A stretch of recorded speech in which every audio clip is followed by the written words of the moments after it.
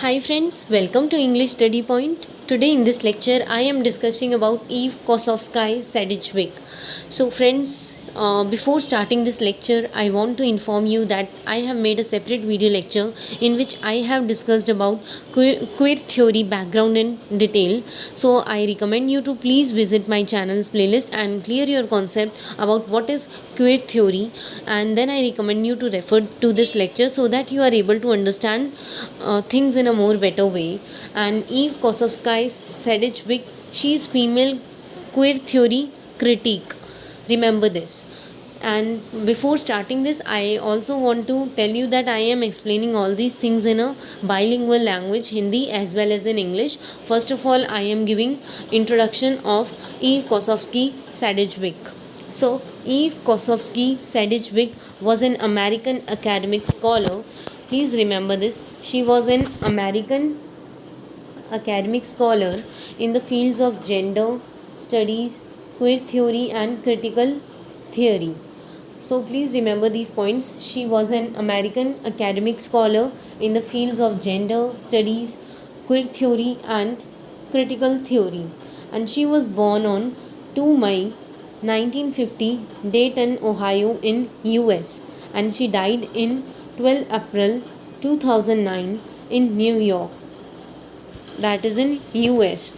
And her nationality is she was an American, and she was influenced by Judith Butler, Michel Foucault, Sigmund Freud, Jacques Derrida, Marcel Proust. So friends, मैं आपको मैंने इन सभी पे जो है separate video lectures बना रखे हैं. सो मैं आपको रिकमेंड करूँगी कि आप मेरे चैनल की प्लेलिस्ट में जाकर इन सभी को सुनें और अपने कॉन्सेप्ट्स को क्लियर करें. So she was influenced by Judith Butler, Michel Foucault, Sigmund Freud, Jacques Derrida, and Marcel Proust. Please remember these names. And she was awarded with Guggenheim Fellowship for Humanities, US and Canada. So इनके awards भी याद कर लेना कि she was awarded with Guggenheim Fellowship for Humanities, US and Canada. And in her works she explore early works of sexual identity. कि ये जो हैं, जो शुरुआत में वर्क्स आए थे होमोसेक्सुअल आइडेंटिटी के ऊपर, उन वर्क्स को जो है ये एक्सप्लोर करती है एंड फिर ये क्रिटिक करती हैं उनको. एंड इन्होंने जो है एक वर्क लिखा था. Please remember this. कभी कभार यूजीसी नेट में पूछ लिया जाता है कि ये वर्क जो है किसने लिखा. Epistemology of the closet, and it's a work. Then she says the standard binary opposition about gender and sexuality, it limits freedom and understanding. कि इनका कहना है कि ये जो बाइनरी ओपोजिशन है, यानी अबाउट जेंडर एंड सेक्सुअलिटी, यानी मेल एंड फीमेल, और का जो बोला जाता है कि मेल और फीमेल जो है सिर्फ़ और सिर्फ इन्हीं के बीच में सेक्सुअल अट्रैक्शन होना जो है पॉसिबल है. सो इनका कहना है कि इस जो आइडिया है ना बाइनरी ओपोजिशन का, कि सिर्फ मेल और फीमेल के बीच में जो है सेक्सुअल अट्रैक्शन होना पॉसिबल है, ये जो आइडिया है कहीं ना कहीं जो है ये फ्रीडम और अंडरस्टैंडिंग को जो है रिस्ट्रिक्ट कर देता है. ये जो है फेवर करती है होमोसेक्सुअलिटी को. कि ये जो होमोसेक्सुअल आइडिया है ना, यानी सेम सेक्स के बीच में अट्रैक्शन होना, ये कहीं ना कहीं जो है लोगों को फ्रीडम और अंडरस्टैंडिंग प्रोवाइड करता है according to her. Then we need to break binary opposition. कि इनका कहना है कि ये जो बाइनरी ओपोजिशन है ना, जो सिर्फ़ और सिर्फ बताती है हमें कि सिर्फ़ और सिर्फ इस सोसाइटी में मेल और फीमेल के बीच में अट्रैक्शन होना पॉसिबल है, और अगर ये नहीं है तो वो लोग एबनॉर्मल है. सो ये कहती हैं कि इस बाइनरी ओपोजिशन को ही ब्रेक कर दिया जाना चाहिए. होमोसेक्सुअल वर्सेस हेट्रोसेक्सुअलिटी, इस बाइनरी ओपोजिशन को जो है ब्रेक कर दिया जाना चाहिए, होमोसेक्सुअल वर्सेस हेट्रोसेक्सुअलिटी को. Then homosexual men are often seen to be effeminate. कि बोला जाता है इस सोसाइटी की ऐसी सोच है जो कि ये हाईलाइट करती हैं. ये कहती हैं कि होमोसेक्सुअल मेन जो होते हैं, जिनका सेम मेल और मेल के बीच में अट्रैक्शन होना, that is called homosexual. So homosexual man को जो है, अगर कोई सोसाइटी में होमोसेक्सुअल मैन हो तो उनको जो है एफिमिनेट समझा जाता है, यानी फेमिनाइन क्वालिटीज़ भी दे दी जाती हैं कि मतलब वो सिर्फ मैन ही नहीं है, उनके अंदर फीमेल क्वालिटीज़ भी है, ऐसा सोचा जाता है। Because they reject the traditional masculine. और इस सोसाइटी की ये भी सोच है कि जो होमोसेक्सुअल मैन है वो जो है ट्रेडिशनल मैस्कुलिन बिहेवियर को जो है रिजेक्ट कर रहे हैं।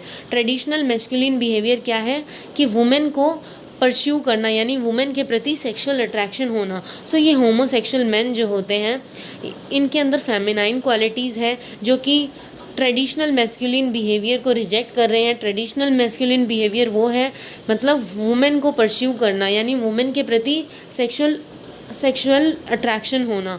सो ये जो है ये चीज़ होमोसेक्सुअल मैन जो है नहीं करते, वो जो है सेम ही सेक्स के प्रति जो है अट्रैक्टेड हो जाते हैं। Homosexual identity traits are not given importance in the society, कि ये हाईलाइट करती हैं कि होमोसेक्सुअल आइडेंटिटी मतलब जो जो होमोसेक्सुअल लोग हैं वो जो है उनको जो है इस सोसाइटी में इम्पोर्टेंस नहीं मिलती, क्योंकि due to which people try to conceal. और जब उनको जो है सोसाइटी में इम्पोर्टेंस नहीं दी जाएगी तो वो जो है कहीं ना कहीं अपने सोसाइटी में रहकर जो है अपने इस ट्रेट्स को जो है, यानी अपने इस करेक्टरिस्टिक्स को कि उनका जो है होमोसेक्सुअल मतलब के मतलब प्रति अट्रैक्शन है, वो इस चीज़ को फिर छुपाते हैं। कंसील करना मतलब छुपाना, जनरल पब्लिक से छुपाते हैं, या तो पूरी तरह से या फिर मतलब पार्शियल तरीके से, यानी आधा अधूरा। देन यही बोला गया है homosexual identity traits are not given importance in the society due to which people try to conceal traits from the general public either partially or entirely. Then इनका कहना है you are putting natural traits in the cupboard because you don't want to be in front of the public, कि मतलब ये जो तुम्हारे natural traits है, मतलब होमोसेक्सुअलिटी भी एक तरह का जो है नेचुरल ट्रेट है जो कि हमारी बॉडी से जो है आया है हमारे अंदर। सो ये हमारा मतलब एक तरह का नेचुरल ट्रेट है। और ये जो है मतलब ये बताना चाहती है कि इस अगर ये तुम्हारे अंदर नेचुरल ट्रेट है, अगर तुम होमोसेक्सुअल हो तो ये तुम्हारा नेचुरल ट्रेट है, और अगर तुम इसी को मतलब इसको तुम जो है कपबोर्ड में डाल रहे हो, यानी छुपा रहे हो लोगों के से, क्योंकि तुम जो है इस पब्लिक के सामने तुम अपनी इस ट्रेट को लाना नहीं चाहते।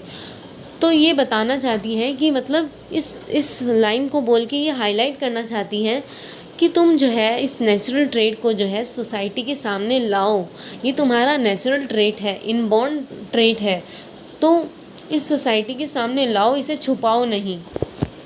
देन वो कुछ मतलब टेक्स्ट के नाम लेती हैं जो कि अर्ली होमोसेक्सुअल कैरेक्टर्स थे, जैसे ऑस्कर वाइल्ड आपने अगर टेक्स्ट पढ़ा होगा तो उसमें पिक्चर ऑफ डोरियन ग्रे दिखाई गई है। सो वो एक्सप्लोर करती है कि वो जो उसमें कैरेक्टर जो है ऑस्कर वाइल्ड, वो बताता है उसका डिज़ायर होता है कि वो हमेशा यंग रहे और हमेशा के फॉरएवर जो है वो यंग ही रहे। और देन हरमन मेलविले का विली बर्ड जो टेक्स्ट है उसमें भी जो है होमोसेक्सुअल कैरेक्टर्स की प्रेजेंस दिखाई गई है। Then Marcel Proust, please remember these friends, जिनके इन्होंने नाम लिए हैं, ऑस्कर वाइल्ड, हरमन मेलविले की विली बर्ड और मार्केल प्राउस्ट की remembrance of the thing past में उन्होंने एक करेक्टर बताया है जिसका नाम है Baron de Charlus. Please remember this, Baron de Charlus एक करेक्टर है जो कि ये इन तीनों में ही जो है इन्होंने बताया है कि ये सारे अर्ली होमोफोबिक करेक्टर्स थे। यानी इसी टेक्स्ट से जो है हमें पता चलता है कि इन लोगों में जो है इनके करेक्टर्स में जो है हमें सबसे पहले होमोसेक्सुअल करेक्टर्स दिखाए गए थे।